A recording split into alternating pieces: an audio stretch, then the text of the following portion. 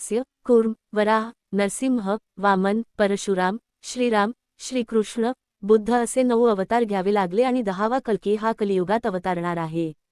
भक्तांना तारण्यासाठी व धर्माच्या आणि सत्याच्या रक्षणासाठी देवांनी श्री गुरुदेव दत्तात्रेय यांचा अवतार घेतला आहे.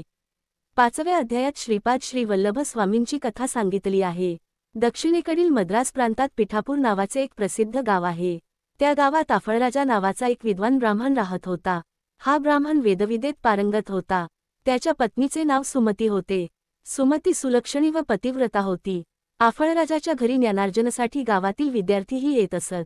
दिवस ठीक चालले होते, परंतु आफळराजा व त्याची पत्नी यांना एक चिंता सतावत होती. त्यांना होणारी संतती अल्पायुषी होऊन लहानपणीच जग सोडून जात होती. आफळराजा नेहमी देवाजवळ प्रार्थना करीत तक्रार करत असे, देवा, आमच्याकडून तुझ्या भक्तीमध्ये आणि सेवेत अशी काय उणीव होत आहे म्हणून आम्हास संतती सुख नाही. पुढे काही वर्षांनी आफळराजाला एक मुलगा झाला. तो जन्मजात अंधळा होता. त्यानंतर त्याच्या पाठीवर 2-3 वर्षांनी दुसरा मुलगा झाला. तो जन्मजात पांगळा होता. एका अमावस्येला भर दुपारच्या कडकडीत उन्हात एक गोसावी भिक्षा मागण्यासाठी आफळराजाच्या दरात आला. सुमती झोपडीबाहेर आली. तिने गोसाव्याला अन्नदान केले आणि नमस्कार केला. त्या दयाळू माऊलीचा भक्तिभाव पाहून त्या गोसाव्याचे रूप पालटले आणि प्रत्यक्ष दत्त महाराज तिच्या समोर प्रगट झाले आणि ते सुमतीला म्हणाले, तुला हवा तो वर माग. सुमतीने आपल्या घरची परिस्थिती महाराजांना सांगितली.